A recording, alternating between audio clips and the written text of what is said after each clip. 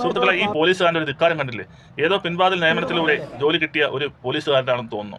അത്രമാത്രം നികൃഷ്ടമായ രീതിയിലാണ് അദ്ദേഹത്തിന്റെ സംസാരം. മാധ്യമങ്ങളുടെ പുച്ഛമാണ്. ഈ മാധ്യമങ്ങളിലൂടെയുള്ള വാർത്തയിലൂടെയാണ് ജനങ്ങൾ സത്യാവസ്ഥ മനസ്സിലാക്കുന്നത്. നമുക്കിതൊന്ന് കേട്ടു നോക്കാം. ട്രാപ്പിൽ 2 ദിവസമായിട്ട് അവിടെ ആൾക്കാർ കാവലുണ്ടായിരുന്നു. CD പാർട്ടി അവർ പിടിച്ചത് നമ്മുടെ സ്ട്രൈക്കിംഗ് ഫോഴ്സ്. വീടിന്റെ താഴത്തെ പാടത്ത് അയാൾ ഭക്ഷണം കഴിക്കാൻ വന്നതാണ്. അതെ, അയാളുടെ ചേട്ടൻ അല്ല, ഇയാളുടെ വീട്ടിലേക്ക് ചേട്ടൻ ഇവിടെ കസ്റ്റഡിയിൽ ഉണ്ടായിരുന്നു. അദ്ദേഹം പറഞ്ഞു ഇന്ന് അനിയൻ വരും സാർ ഭക്ഷണം കഴിക്കാൻ, 2 ദിവസത്തിൽ കൂടുതൽ ഭക്ഷണം കഴിക്കാൻ ഞങ്ങൾക്ക് പറ്റില്ല എന്ന് പറഞ്ഞു. അപ്പോൾ അതുകൊണ്ട് നമ്മൾ അയാൾ വരാൻ വിളിച്ച് ട്രാപ്പ് വെച്ചിരിക്കുന്നു. അയാൾ വന്ന് പെട്ടു. മെഡിക്കൽ കഴിഞ്ഞ് എല്ലാം കഴിഞ്ഞു. ഇനിയിപ്പോൾ പുറത്ത് ടീമുകൾ തിരയാൻ പോയവരെല്ലാം തിരിച്ചു വിളിച്ചിട്ടുണ്ട്.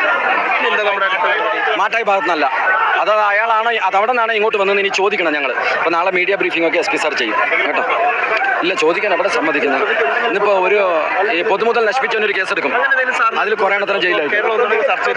കേരളം ചർച്ച ചെയ്തോ ഇല്ലയോ എന്ന് ഞങ്ങൾക്കറിയില്ല. ഞങ്ങൾ ചർച്ച ചെയ്തിട്ടുണ്ട് പോലീസിൽ. ഒരാളുടെ പണിയും കളഞ്ഞത്. മാഡം നിങ്ങൾ ചെല്ലി, നിങ്ങളൊക്കെയാണ്. അദ്ദേഹത്തിന് ഒരു പോലീസുകാരൻ്റെ പണി കളഞ്ഞതല്ല വിഷമം. ആ കുട്ടികൾക്ക് അച്ഛനും അമ്മയും നഷ്ടപ്പെട്ട കാര്യം അദ്ദേഹത്തിന് വലിയ വിഷമമില്ല. അപ്പോൾ ഇതാണ് അവരുടെ അവസ്ഥ. ജോലി കളഞ്ഞാലും ശമ്പളം കിട്ടുമല്ലോ. എന്നാലും കുട്ടികൾക്ക് ആഹാരം കഴിച്ചോ അവരെ കാര്യങ്ങൾ നോക്കാനോ അതിനെപ്പറ്റി ആർക്കും ഒരു ശ്രദ്ധയില്ല.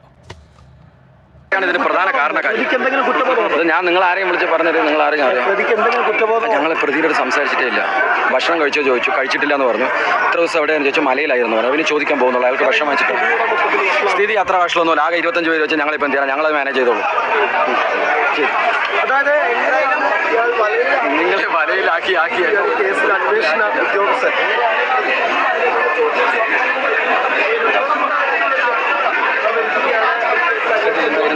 ചേട്ടനെ നമ്മൾ വീട്ടിലോട്ട് കൊണ്ട് പോലീസാണ് കൊണ്ടാക്കിയത്.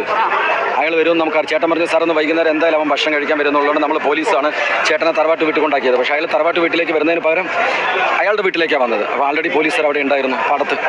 അവരാണ് പിടിച്ചത്. പോലീസുകാർ അയാൾക്ക് എഴുന്നേറ്റ് നിൽക്കാനുള്ള ആരോഗ്യമില്ല, വിശന്നിട്ട്. ഇപ്പോൾ ഭക്ഷണം വാങ്ങിച്ചു കൊടുക്കുന്നു. അപ്പോൾ അത് ആ കൊലപാതകി എണീറ്റിരിക്കാത്തതിനാണ് ഈ സാറിന് വിഷമം. അതാണ് ഈ സാറിന് ഇത്ര രോഷം. ആ കുട്ടികൾ ആഹാരം കഴിച്ചു, അവരുടെ അവസ്ഥ എന്താണെന്നോ സാറിന് അറിയണ്ട. സാറിൻ്റെ കൂടെ ജോലി ചെയ്യുന്ന സഹപ്രവർത്തകൻ്റെ ജോലി പോയപ്പോൾ അതിലും വിഷമം. സാറേ, ആ സഹപ്രവർത്തകൻ്റെ ജോലി നഷ്ടപ്പെട്ടാലും ശമ്പളം കിട്ടുമല്ലോ. നമ്മളെ പിണറായി വിജയൻ സാർ അത് ശമ്പളം കൊടുക്കും. ജോലി ചിലപ്പോൾ അദ്ദേഹത്തിന് സ്ഥാനക്കയറ്റം പ്രമോഷൻ വഴിയായിരിക്കും ജോലി കിട്ടാൻ പോകുന്നത്.